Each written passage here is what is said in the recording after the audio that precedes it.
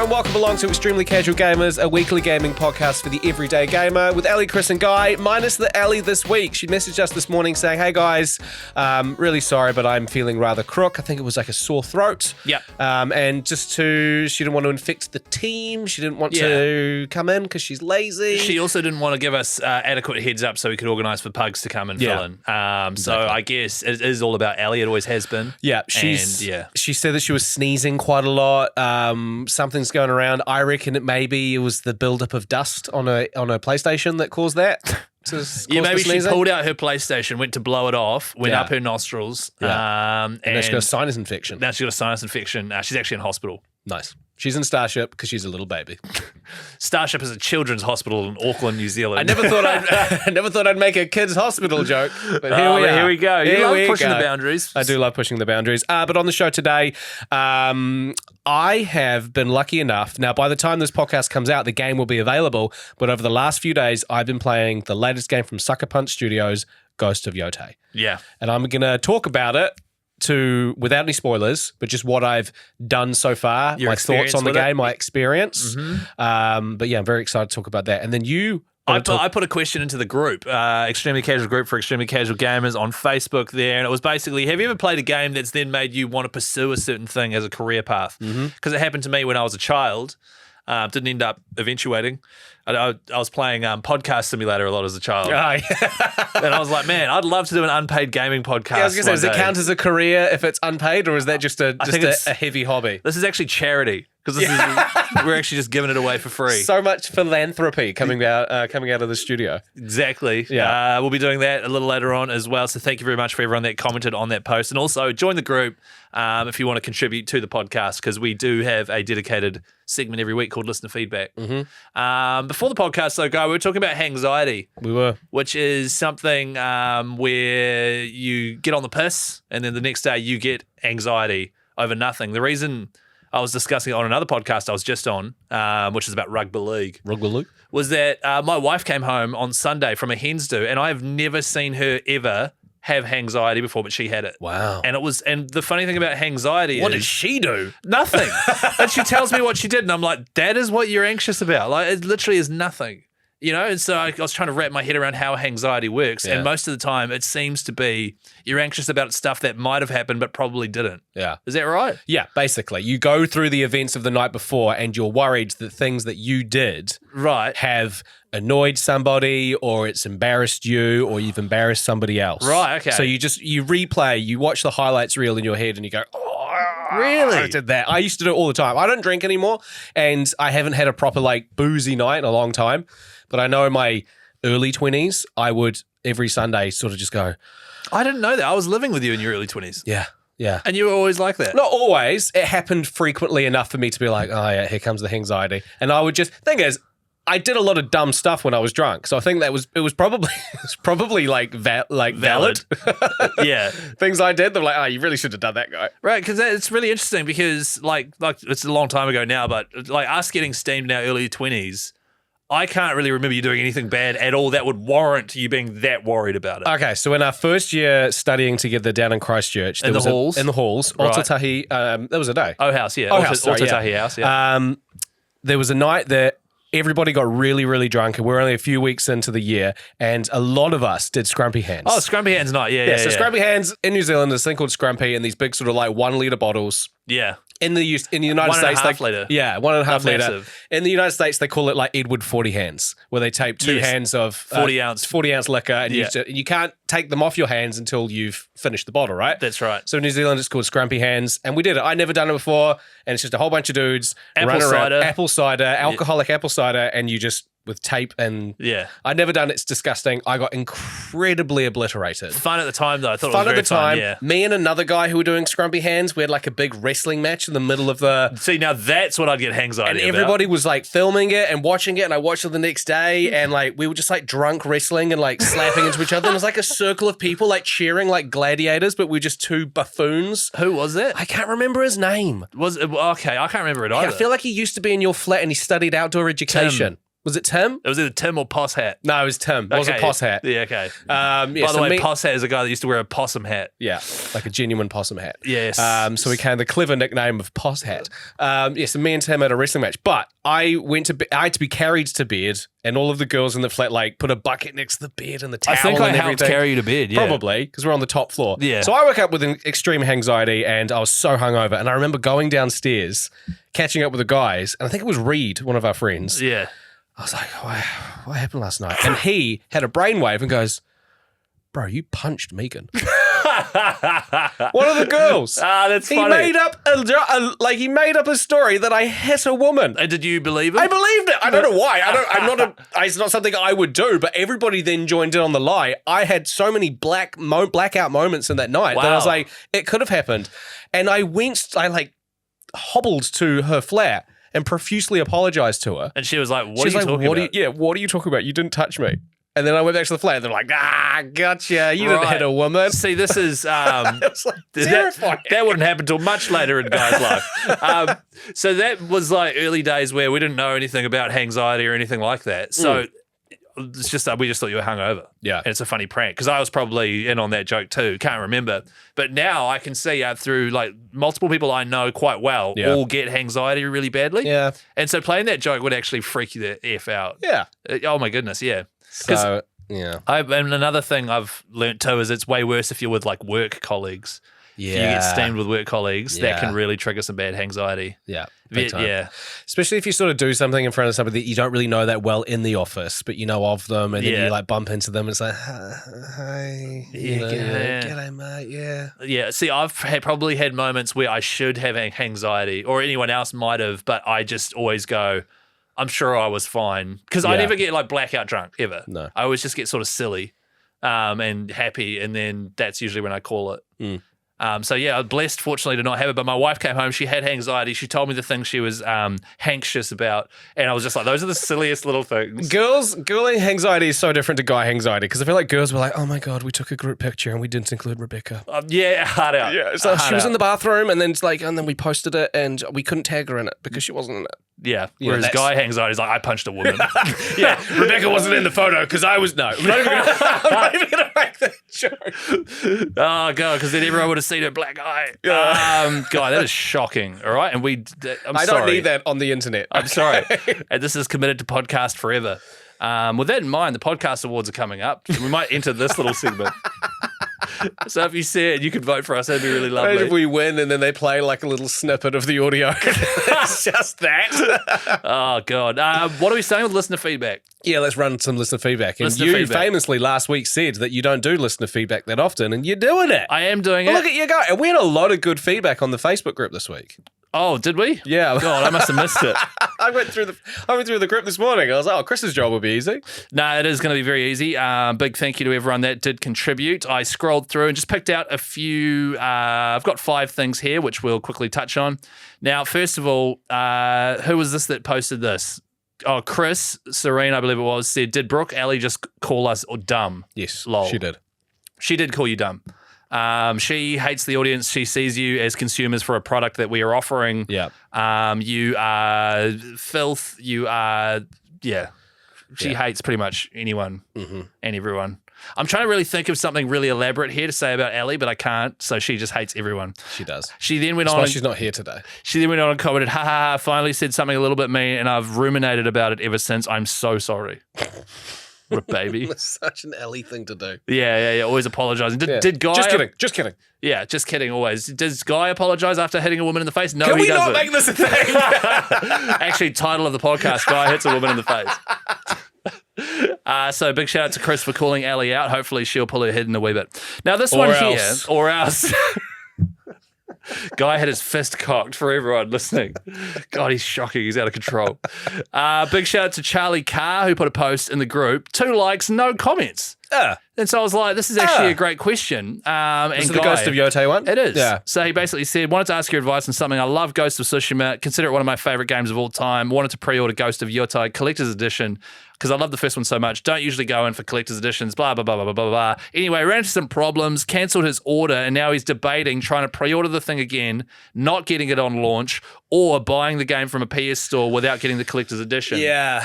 Because the collector's edition, traditionally, it's a physical disc. It might have like bonus artwork, maybe a little statue of something. Yep. You know, you're going to review this later on, obviously. What's your initial feedback on this as someone who has played Ghost of Yotei? I mean, look, I'm in the same boat in the sense that I loved the first game and I was incredibly excited to play it early as well. So I'm one of those people that if I didn't get it early, I'd be getting it on day one. Yeah. So I feel the frustration. I would probably, I'd just get the game.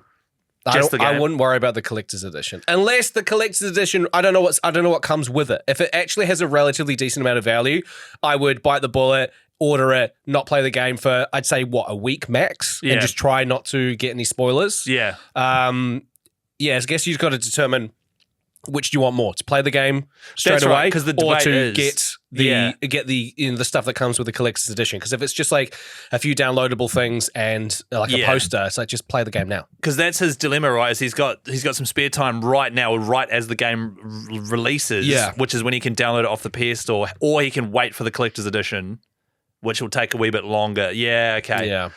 Okay, so your advice is just to get the game on day one. I just get the game on day one. Unless the collector's edition's got some really cool stuff. Comes with a katana, life size, and a baby wolf. Wow. So alive? Or alive. Dead? Alive when they send it. Okay, maybe wait the week then. Yeah. Little baby wolf and a katana, that'd be cool. They send a wolf in the mail and it takes a week to get to you. And by the time it gets there, it's dead. You're like, oh, God. Then you find out it's because Guy punched it in the head. Punched it to death. Because he found out it was a female wolf.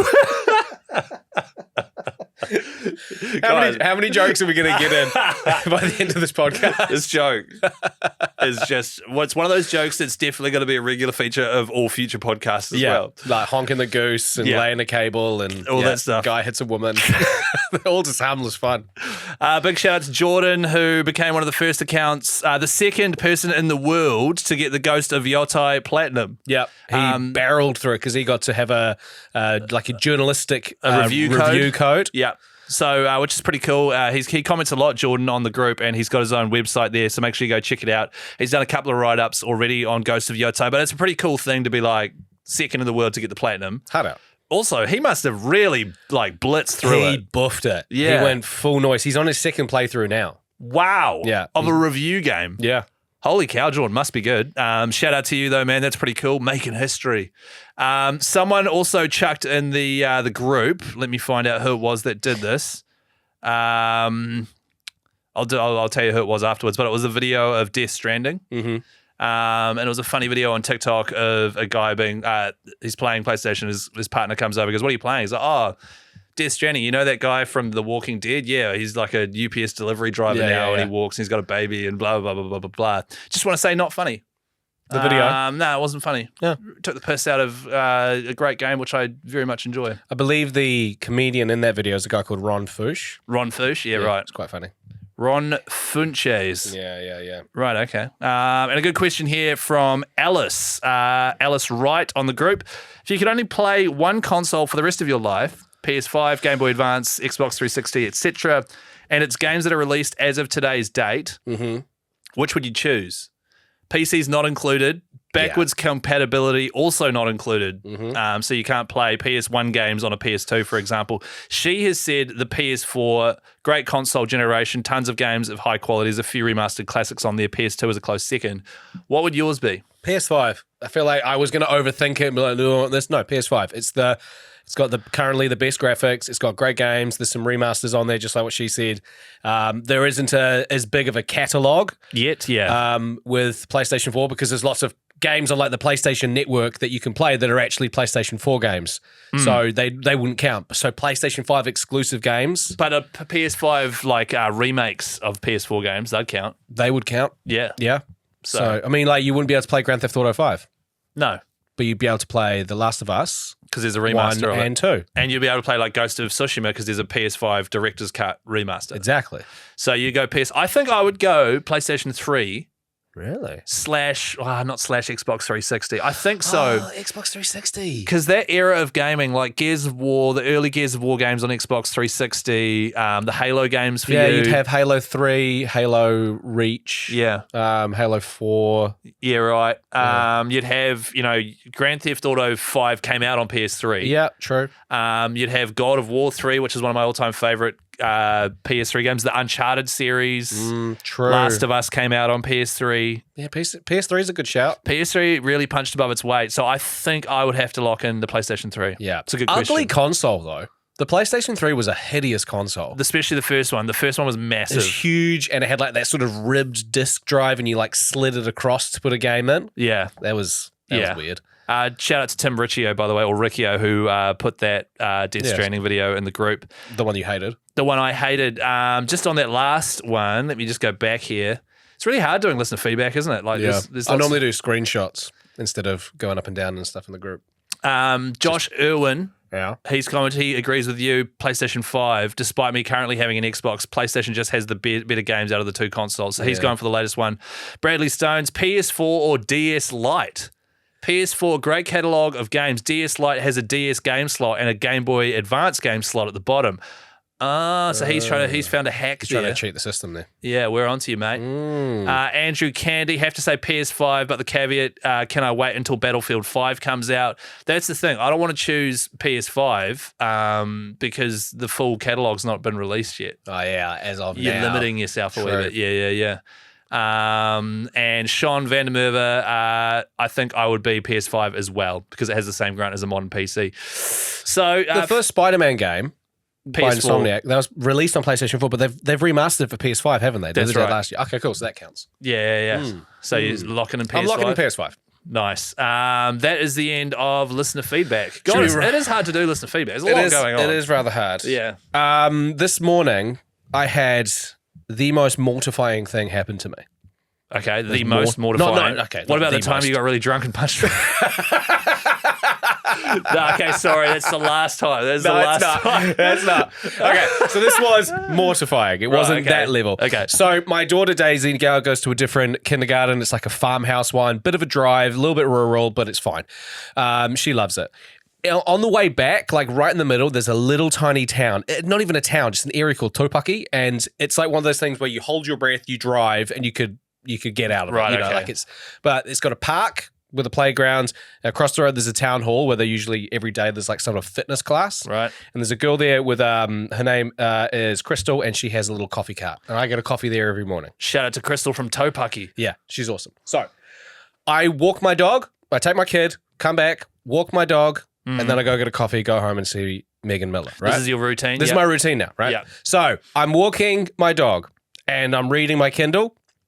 And I don't, when the dog's running around, I don't know everything that she's doing. But at this point, I hadn't noticed that she'd taken a huge dump on the kids' Kindle. playground. Oh, wow. I hadn't seen it. Now, I pick up after my dog, but I had not seen this. So Yeah, right. I get all the way around, and then right on the other end of the park, of the walk, there's a fence with these horses. And I went up and I was like, I'm going to say hi to this horse because it was right up against the fence. And I was like patting this horse. Oh, It was nice. like nuzzling into me and everything. It was like the most interaction I've had with a horse other than riding it. It was loving it. My dog came over and they're like sniffing each other. Beautiful moment.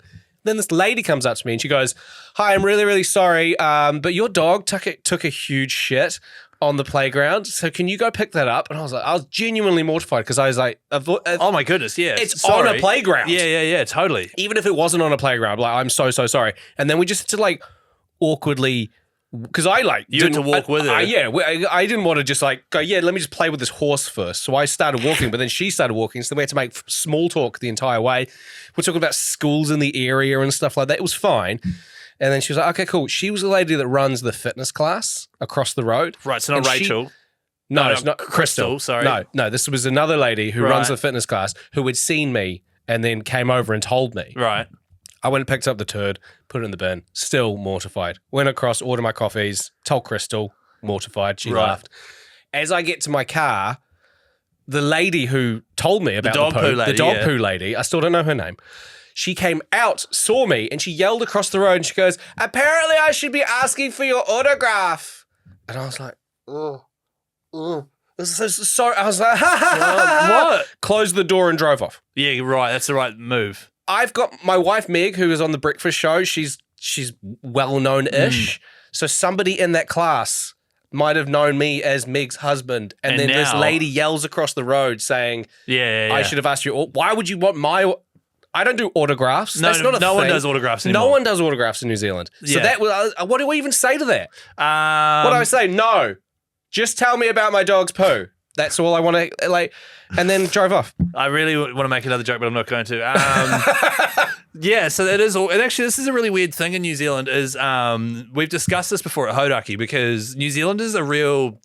If you live outside New Zealand, you won't get this, but New Zealand is a real anti anyone being successful. Yeah. Not that we're being successful, right? No. So they're real anti, like, if you're rich, people don't like you. If you have a flash car, people don't like you.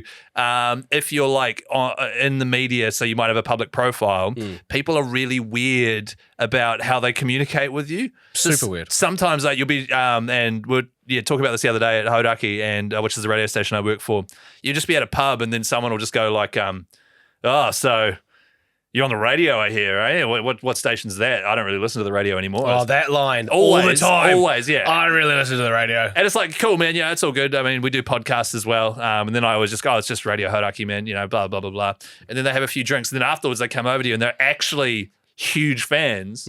But their initial instinct is to say that Is to downplay it. massively at the start and say Yeah. that. And I'm like, cool, what do you do for a living? Oh, I'm a plumber. Oh, I don't use plumbing. You know, like, And then you go up to him later. Actually, bro, I use the toilet all the time. I was taking a shit this morning, man. I'm so thankful for the pipes under my house. Yeah. Love them. They take a beating. Yeah. Yeah, so it's just New Zealand is really weird in that situation. So that was her just randomly going. The fact she even yelled that out is very not New Zealander of her. Somebody in her class must have told her about my wife. Yeah. And then that made her come and yell it across the road. It was just an incredibly weird experience. Yeah, right. Yeah. And also now she'd be like, oh, that girl on the radio, I told her husband to pick up her dog poo. So now that's like something associated with me. Just like now as something's associated with me is that I hit women. You hit women and you just let your dog defecate. What a terrible human being.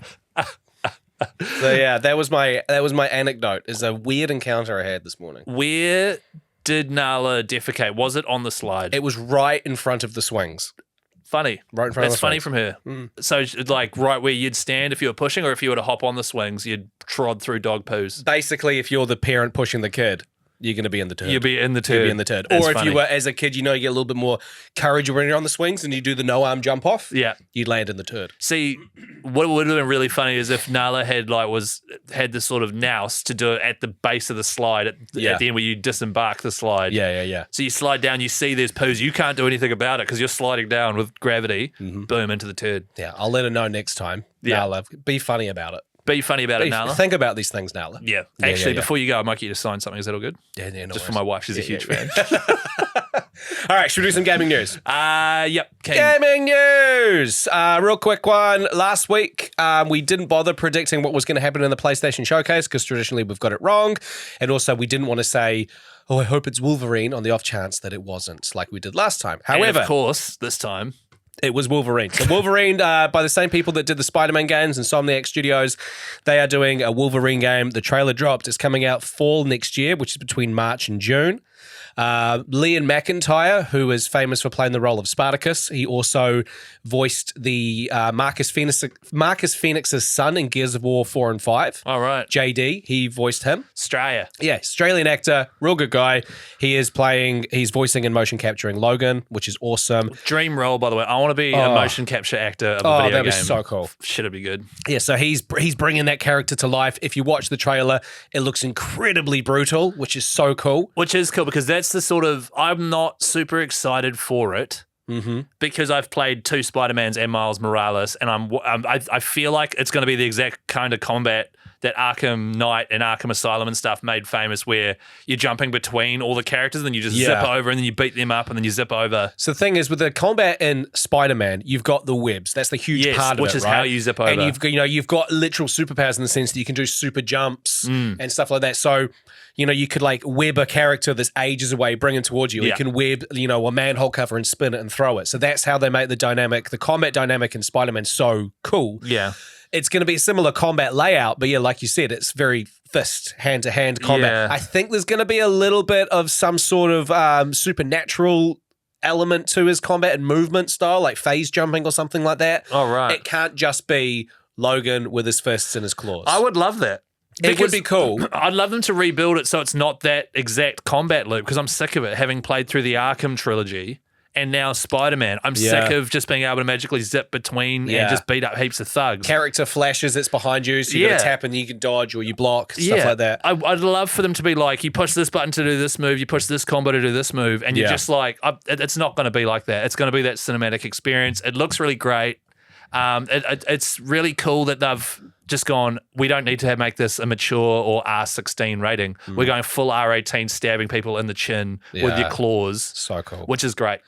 What they teased in the trailers, as well as other characters, there's Omega Reds, there's Sentinels, and there's also Mystique. Mystique is cool. So obviously, with the Spider-Man games, you played as Spider-Man, and then every now and then there was the Mary Jane missions that everybody hated because you just play as Mary Jane and you've just got to sneak around a museum and take photos, and they were dumb.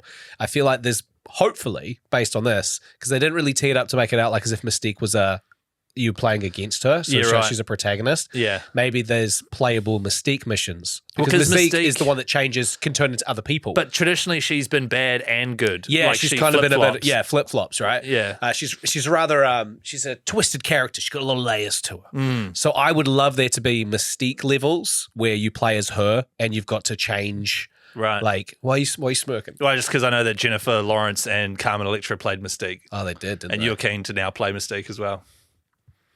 But I agree though, that would be cool, because there will be a bit of that, like swapping from not just being Wolverine. Yeah, because I feel like there will be such thing as too much Wolverine if you are just slashing and stuff like that. You get Wolverined out. Which is like when we were in Europe, right? Yes.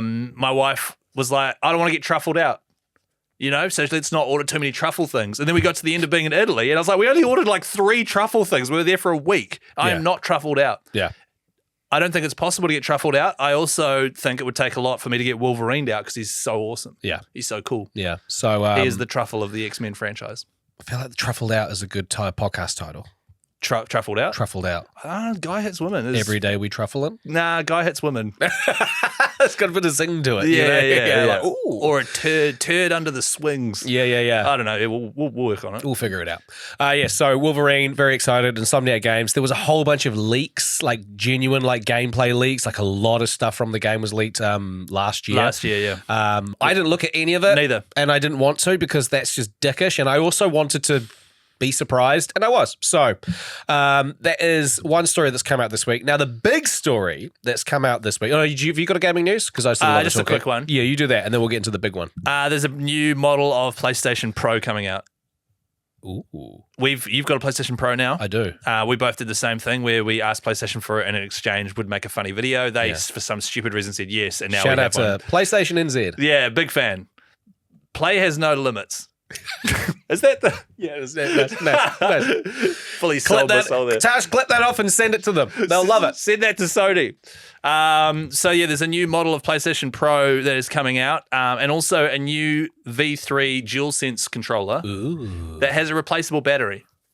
Interesting. So that the battery life, like when it gets to the end of its, after a year of using it, it sort of starts to only work for a few hours, because it's doing a lot. Haptic feedback. Playing Death Stranding, it's making all sorts of sounds and stuff, lights. So that's cool. The new PlayStation 5 apparently has a bit of focus on repairability, similar to the V3 PlayStation controller, where you can replace the battery and still use it. Yeah. They're focusing more on being able to open it up and replace parts and stuff like that. Like a PC. I guess so, maybe. PC vibes, yeah. Instead of like, it's got a shit, something's conked out on it, I'm going to have to buy a brand new console. The whole thing, yeah. So that's cool. And the only other thing is it had 3% better power energy usage. Whoa. 3? So is that enough for me to now trade out my one to get one? Hello, PlayStation NZ.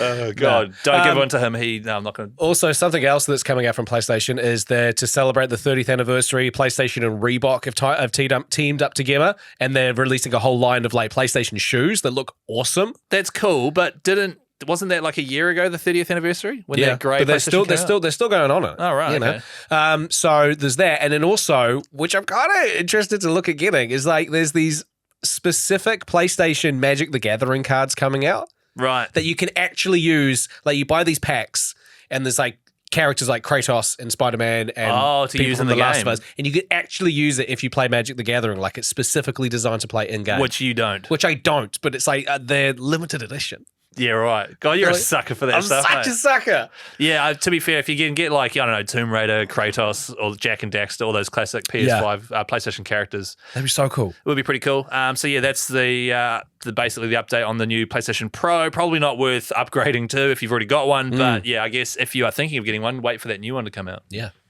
From PlayStation NZ. Yeah. Play has no limits. Right, now, big thing that came out this week is that EA, Electronic Arts, has been bought out, right? Now, this was a $55 billion deal.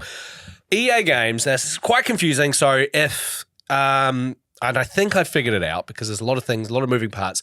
If I've got this wrong, by all means, let me know because I want to learn. So, EA Games has been bought out by like a Saudi Arabian company, like a few other companies have all come together to buy it. So for example, let's just call them the Syndicate. Right, okay, that sounds sick. It sounds sick, right? So EA was a publicly traded company, which means that, you could buy shares in the company and stuff like that. Now it's a private company owned by the Syndicate. So it got bought for $55 billion. Which means all of the people that had shares now get their shares bought off them? Their shares, $36 billion of the deal went to the shareholders, right? Buying so the if you shares. own shares in EA Games, they were trading between $170 to $180. You now have your shares have been sold back to you, regardless of whether or not you wanted to keep them. But there was a 20% markup, so they got sold for $210 a share. Right, so because they're forcing you into They're it. forcing you. They're like, I want to keep my shares. Well, too bad.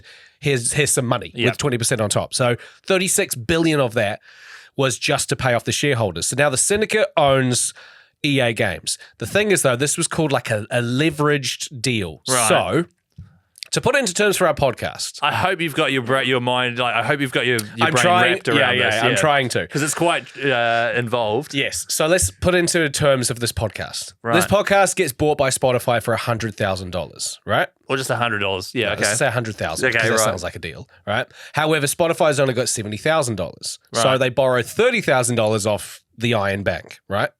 The Iron Bank. Yeah, from Game of Game of Thrones. Thrones. Yes, right? Okay, yeah. So now they own the ECG podcast. Yes, right? but they owe- however, there's $30,000 owing.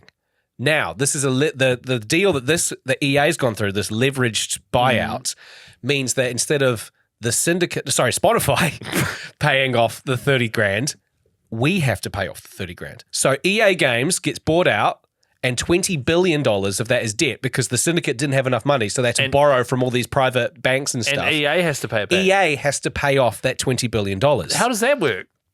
Sorry, it's Life. yeah. That's just the way that this works. So EA now isn't a publicly traded company, so they don't have to deal with Wall Street putting pressure on them. If they release a flop, then the shareholders don't panic and then all of a sudden share and then the company value starts to tank. Basically, if they release a tanked game, it just means that they've lost revenue from Right. the Syndicate, right? Yeah. So everyone's sort of of two minds of whether or not this is a good thing for EA. Right. Because by being a privately owned company means that they could be a little bit more creative with their titles. It means that they could put a little bit more time into the games that they come up with. They can come up with new IPs.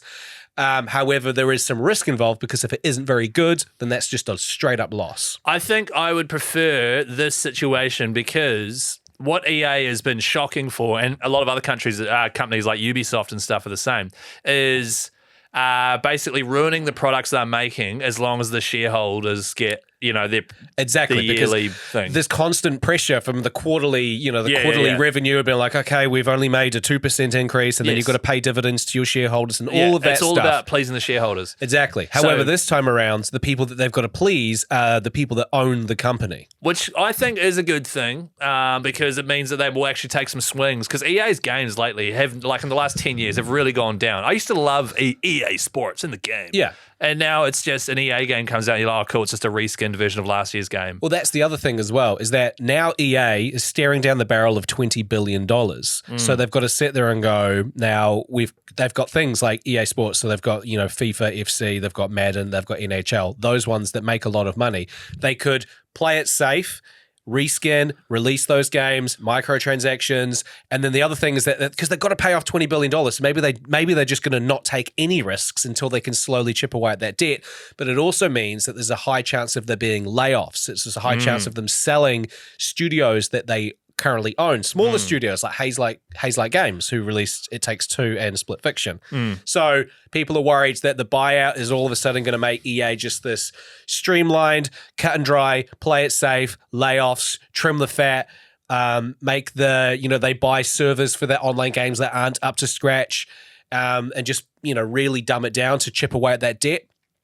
Or they're going to have a little bit of fun, creativity, really put some effort in, and then release banger games. Hopefully. Hopefully it's the second one. I mean, they're releasing Battlefield 6. That's coming out literally this month. A lot of people are very excited about this game. That has a lot to prove too. Has a lot to prove, but a lot of people, because Battlefield 6 is coming out and Call of Duty Black Ops 7 is coming out, and everybody, the chat online everyone's like, don't get Call of Duty. Like, I love how everyone keeps flip-flopping around between, because Battlefield, so Call of Duty was the one, and then Battlefield came out and everyone switched over to Battlefield, like Call of Duty's so sellout. And then a really bad Battlefield game came out, so everyone went back to Call of Duty. And now it's back to Battlefield again. Did you see the trailer, the trailer that Battlefield released this week with the celebrities? Because the big thing that everybody hates about Call of Duty is that they're selling out to celebrities, and you can buy Nicki Minaj and Snoop Dogg, and they use Fortnite essentially. Yeah, they use all these big celebrities in their trailers, and they make it seem like as if these celebrities are like soldiers and stuff. Yeah, right. So Battlefield released this trailer of 4 celebrities walking across a bridge with guns, and it was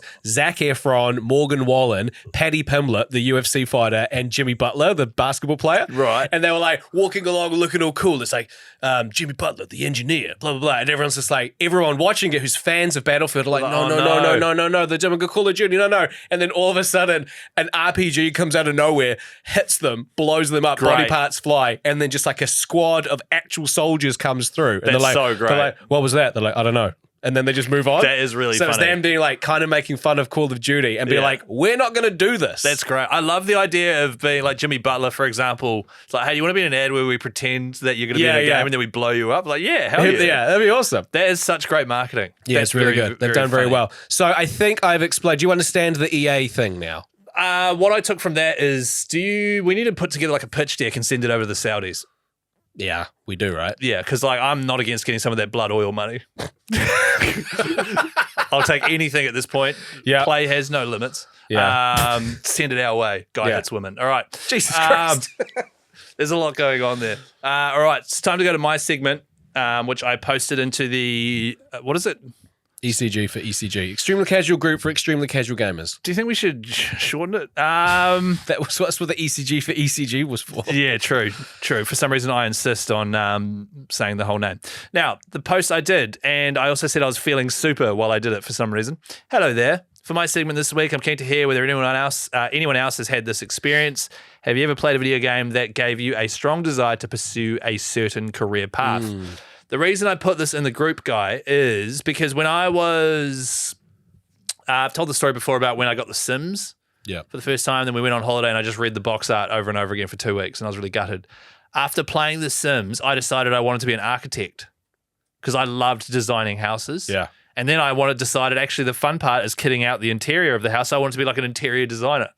I love the idea of you going around to clients' houses with your laptop. And they're like, okay, cool. So we want to do this. You're like, hang on, let me just fire it. So what we can do here they're is expecting like some sort of like really intense software and it's just you playing The Sims. The Sims like, 1. Right, so do you want to have this rug? Yeah. So like they're thinking, I might have like a blue rug here. Oh, we don't have blue. We've only got like 4 options. Yeah. And you don't buy this oven because it'll set fire. It'll set fire. Make sure you put smoke detectors in and burglar alarms. You want the burglar to come.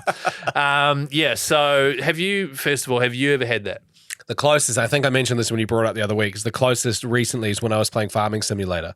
And it's not that I wanted to be a farmer. I think I naively thought I could work on a farm. in another life. You know, I wasn't Yeah. like, okay, I can't wait to put the kids in school so I can just go work on a farm. I think I understood as much as you can from playing Farming Simulator what it's like to work on a farm. Right. You know, I think I got like a 2% taste of what it's actually like. Do you think it captured the loneliness I think it of captured. farming? Tell you what, it did capture is it captured the desperation and the dependency on weather Yes. and yield of crops. Yeah. And the effort that you put in to look after an entire field of crop, and then right at the end of it, you go. Because with Farming Simulator, it like does a spreadsheet of all of your spendings and your earnings and all of that stuff. And I remember after a full year of harvest and stuff, I was still in the negative. Wow. So you have to really tighten your belt and not spend 'cause frivolously you get, at all. If you get like a big field, you can hire people to like do jobs, but then obviously you've got to pay those people and stuff like that. And if your crop doesn't get fertilized, then the yield is lower, and then when you sell it, it's not worth as much and stuff like that. So I think that made me go, holy crap, it would be hard to be a farmer. Would be hard. Also, 2 weeks ago, there was the windiest wind that's ever hit Tauranga, according to my dad. That's windy wind. It's a very windy wind. And it completely took all the avocados off my parents' orchard that were growing on the trees, all of them on the ground. Wow. That's fine. That's not their like livelihood because we just so happen to have a whole lot of avocado trees. And so they were just all on the ground. So we just been giving them away. I took a huge box into work. Yeah. And then that's it for the rest of the year until next year. Oh, wow. So like that part of farming Because they normally would get some people to come in and pick them and sell them and stuff, and you make a little bit. But now that the wind knocked them all off. It's the opposite. So they get nothing for having them. And for my parents, it's just a little bit of like bonus, and not very much, but bonus money. Yeah. But for people who rely on it, Totally. that's your entire year's income gone. Yeah. So that's the part about farming, which is, hats off to any farmers listening. Bloody hard job to do. Cameron Murdoch commented he played a bunch of Call of Duty when I was a kid, and then I went and joined the army. So that's obviously a dangerous. Wow. You know what I mean? Like he played no Russian, and he was just like, you know what? oh, that's the I'm going to become a terrorist. That's the mission, on Call of Duty 4, Modern Warfare 4. I think so. Where you go into an airport and just mow down civilians. That's right. Yeah. I remember playing that for the first time, and being like gagged. Gagged, Chris. It was a pretty effective storytelling to make you hate the bad guys. Rachel Morgan, I played Guitar Hero and loved it so much that I bought a bass guitar and started a covers band. Nice, Rachel. Yeah, it'd be interesting to because I loved Guitar Hero. Were you any good? It says here no, it was terrible. Oh, does she? I just made that up. Classic Rachel, though. Yeah. Andrew Candy, I love NBA 2K and I've been trying to go pro for years. Still haven't had the call up from the NBA. Ah, bugger. Because that's something that video games can do. That and playing fantasy versions of sport can really get you into the pure sport itself. And because you might be really good at the video game or even mildly good, it makes you think that there is a possibility that translates to actually playing the sport. You'd think like, I'm pretty good at running plays and stuff. I reckon I could do this in real life. Yeah. Laura Maisie commented, my partner literally has his town planning degree and is over 1,800 hours on City Skylines and over 400 on City Skylines too. Hell yeah. His career has taken a different path, but at least he still finds use from his time at uni. Guilty pleasure, at night, I go through phases. Once again, I've talked about this before, but I lie on my Sharky mat in bed, which is a spiky mat, and watch something for half an hour on YouTube. The latest rabbit hole I've gone down is a channel called City Planner Plays. It's this real chill dude over in America just building cities on city skylines and explaining why they're built like this. And like a real, and like, so here, for example, you wouldn't put this here because it's too noisy and, you'd have to have adequate blah, blah, blah, adequate access and all this stuff. Really therapeutic. Do you have YouTube Premium? I do. Shit, it's expensive. I was going to say, because you talk about watching a lot of YouTube, which is fine, but it's like, it's a lot of ads. It is a lot of ads. And in fact, so I used to have Netflix and Disney and blah, blah, blah, blah, blah, but I axed pretty much all of them and got YouTube instead. Nice. Georgia Benjamin, not a job, but I did play Empires of the Undergrowth and then took up the hobby of ant keeping for a couple of years. Keeping ants. That'd be kind of fun. I remember I had a worm farm as a kid and forgot about it and left it outside and they all drowned. They drowned? Yeah, because I was outside in the rain. Wow. What does a worm farm do? It's just like a little... it's literally like a see-through plastic container that is about the same size as an A4 piece of paper, height and width, but then thickness, it's probably like 4 centimeters, very thin. Wow, okay. And then you just fill it with dirt and then at some point we put some worms in there, and you can, because it has to be really nice and flat, because then you can actually see the worms. Yeah, right. I was gonna say, do you play with the worms or like? No, you just look at them? leave them in the rain and they die. Tell you what, I was digging in the garden the other day. Huge worm scared the crap out of me. You got scared by a worm? It was a massive, like, There is no worm. Wow. like that's a huge, what is it? Circumference of the worm blew me The away. only size worm that would scare me is if it was like the size of the worms in King Kong. A worm could be as thick as my arm, and I still wouldn't get scared of it. I'd be like, No, it just gave me a fright. that's a Because different it's way so of saying big. it scared you. It's so big and shiny, and like just caught me off guard. This giant worm, and I was like, "Wow, that's a big worm." Wow. And then I Real Marcus Phoenixed it. yeah, it's a giant worm. Gears of War 2, shout out. Ethan Dalton, I played Tales of the Shire.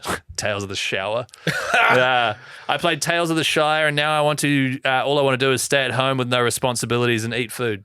Fair enough. I'm playing Tales of the Shire at the moment as well. It is absolutely because a huge part of that is cooking and just sharing meals with your fellow Shire people. Yeah. In Bywater. So yeah, I understand that. It's fishing, it's foraging, decorating. It's like retirement. Yeah, It's it's a good way to retire. Tell you what, it's made me want to tend to my garden a little bit more Yeah, right. because that's a huge part of the game. Have you as done well. so? No, but I've Thought about it. Bad weather, really windy wind at the moment. Very windy wind. Very windy wind. Cameron Holt, not a career, but when I first played Final Fantasy 15, all I wanted to do was go on a road trip with the boys. Because that's the game where you're in that car and there's four of you, and it's just like a convertible and like road trip. You drive everywhere. I'm pretty keen to be a professor in a small town that studies Pokemon. That's from Guy Mansell. Yeah. Is that from playing the game? Yeah. I mean, yeah, it'd be quite fun. I reckon Professor Oak's got a pretty good gig. He's got a great gig. Great gig. And it's purely for the Pokemon study Just part for of the it. Pokemon study, just to fill up that Pokedex, you know?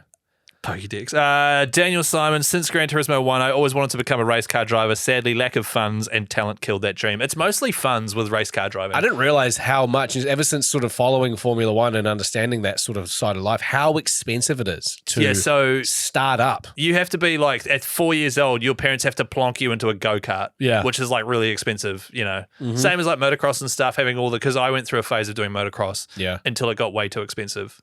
But yeah, so and you weren't very good as well. Your mum was telling me. Guy, I wasn't very good. No, I was actually not too bad. I was always coming third, so I was never going to make it. No, you know, not I getting think there was third. only like 6 people in the class. Name a famous person that came third. Nick Willis, Tokyo. No, not Tokyo. The one before Rio, 2016, 5,000 meters. Actually. There we go. And then he, don't worry. So that's the end of my segment. Thank you so much. What I was going to say is that he then had a press conference and said that he had a porn addiction.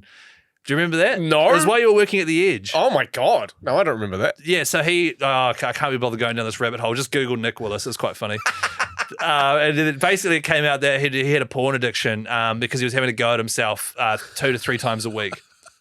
And everyone was looking at each other in the office like, shit, have I got to hold a press conference? I've got a super porn addiction. Exactly. I thought you could say 2 to 3 times a day. No. Just because I think he's quite Christian and his wife busted him and then forced him into, it was this whole very interesting thing. Wow. Nice guy, great runner, one of New Zealand's best ever runners. Thank you so much Thank you so much to everyone that commented on my post. There are a few more there. And also a big shout out to Ellie. Yeah. Who's got a weird name on Facebook, and also her partner Sam, because they purchased a farm together with the money they made from Sam's Pokemon card collection after playing Stardew Valley. That's nice. And Sam commented saying it was a very small farm. Yes. It was an ant farm. It was an ant farm or a worm farm. So yeah, big shout out to everyone that commented. Thank you very much. Lovely jubbly. At the moment, I am playing Ghost of Yotei. Now, this game comes out, if you're listening on day of release, it's out now. Now, this is... is it really? Yeah, it's out. Why is the PlayStation event next week? I don't know. It's really weird, It's right? early next week. It's just to celebrate the launch. Right, okay. Yeah. Okay. By the way, if you want to go to that launch, if you're in Auckland, go to our Instagram page, Extremely Casual Gamers Podcast. We've got tickets to give away for you to come along to that How event do you do with that? us. Is it commenting? You've got to follow the cinema that it's being hosted at, and all the instructions are on the post. So if you want to head along and you're in Auckland, this is very specific, go to our Instagram and you can find out how to win those tickets. Now, I've been very lucky, thanks to the people at PlayStation NZ, Play has no limits, that I got a copy of Ghost of Yotei early. to do like a bit of a review. I'm not going to go too deep into our review because I've barely scratched the surface of this game. I've played it for a few hours. It's first thing I'll say is it is not a sequel to Ghost of Tsushima. Ghost of Tsushima with Jin Sakai. It's set in a different area. It's set like 100 years later. It's in the north of Japan, right? It's in the north of Japan. So if you loved the first game, don't expect it to be like a follow-up. I mean, if you love the game, you'll already know that.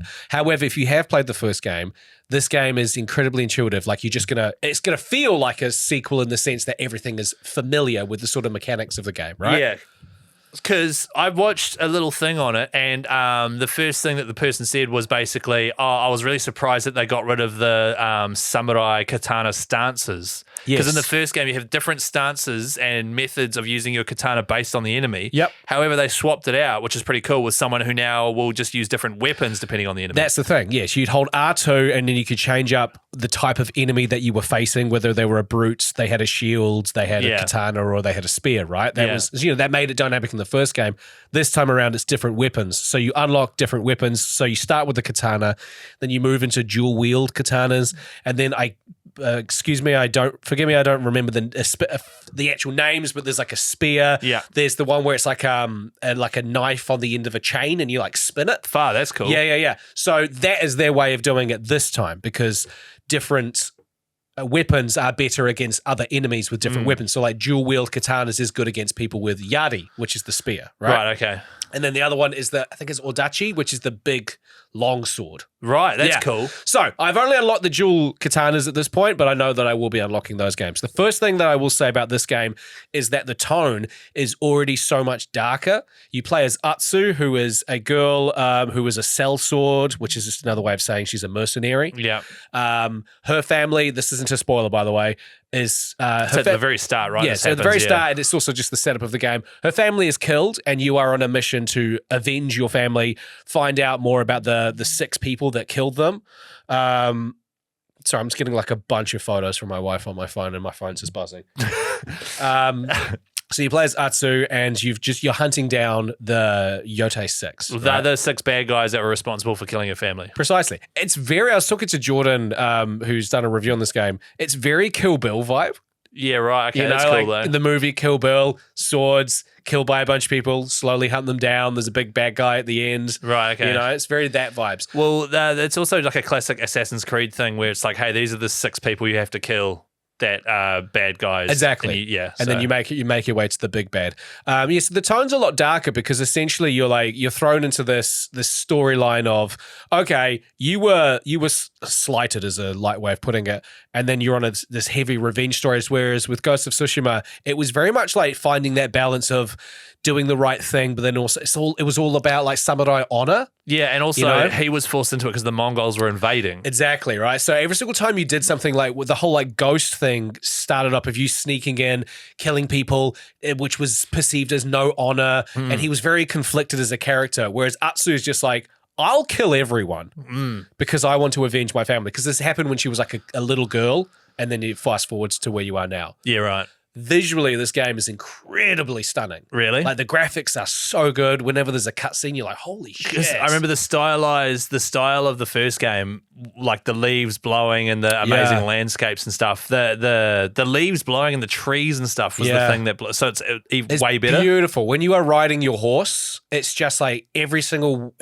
angle that you look with the camera is just insane. There's herds of wild horses that you can run with. Awesome. Birds and the view, the Yotei Mountains right there, and it's just visually incredibly stunning. Cool. So it's one of my favorite things about it. And so just mechanically, there are a few things that make it incredibly familiar. So if you've played the first game, you're like, okay, cool. But they've also made it different in the sense that it doesn't feel the same. Yeah, that's good. So it's like, okay, cool. They've mixed it up a little bit here. Like bamboo strikes are still in it. Great. That's the part that my wife loves doing. Yeah, Meg likes to do the same thing. So the bamboo strikes are still in there. I don't think haikus are in there anymore, but they've also changed it up with like wolf dens. Isn't there like painting or something now? I mean, there might be. I haven't reached that. But wolf den. So like part of the storyline, and I haven't unlocked this yet, but there's like a wolf that's like alongside you. Becomes your friend, right? Like pops in every now and then you go to these wolf dens, and the wolf is like, all these wolves are being killed off. So this main bad wolf that like you always bump into, you like follow the wolf and then he goes to like a camp, and then you clear the camp, and then the wolf's like, "Thank you," and then like leaves. And then that's how you unlock perks and stuff like that. Yeah, right. So. Okay. I'm having so much fun with this game. I've barely scratched the surface. Has it lived up to your expectations? Big time. Awesome. Because I was worried it wasn't going to. No, it absolutely has lived up to expectations. So if you love the first game, you're going to love it. If you've never played the first game, you can just jump in and play this. You don't have to have played the first one. The only reason I would say play the first one is just because it's a great game. I'd say the first one's so good, and it's available on current gen, remastered and stuff, is don't rob yourself of having two great experiences by going straight to the second one. Yeah. You could, but the first one rules. Yeah, there's a couple of things in this game that's kind of cool, but at the same time, I just skip it. So when you can make camp, which is a cool thing to regain your spirit, those little circles to replenish your health. You can make camp next to your horse, and it like goes to a cutscene where you've set up the camp with the campfire with kindling, but then you like swipe up on the touchpad on your controller to like spark the flint, and you've got to like do that. And the first few times I was like, cool, but then I just couldn't get the fire started. Right. And then it gives like a skip button. I was like, skip. And then you can cook food, and that different foods give you different perks, and you can physically.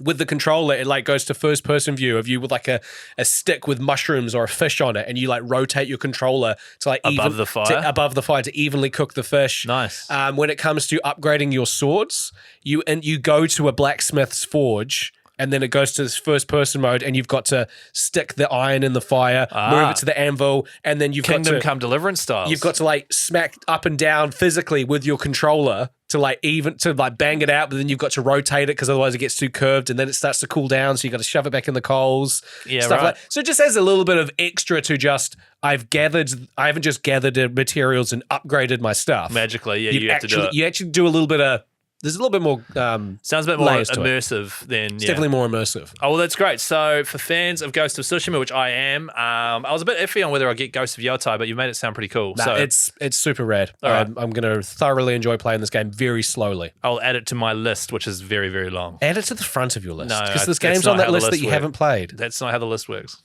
Do you know how the list works? Is I add it to the list, and then once I finish a game, I magically decide which one on the list I want to play. They're not in order. Yeah. It's just which one do I feel like playing. So what are you currently playing? Death Stranding 2. Yeah.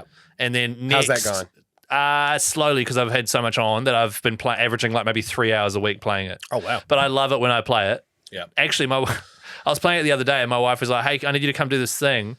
And I was driving, making a delivery in this big truck.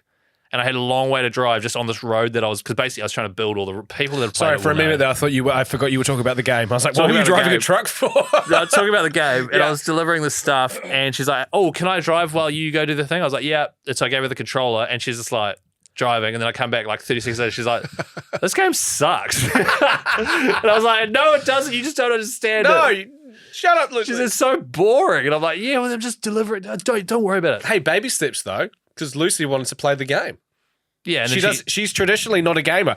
To be fair, you gave her one of those boring games to play. Yeah, to be honest, what I've done is now put her off gaming by Even giving more. her Death Stranding. Yeah.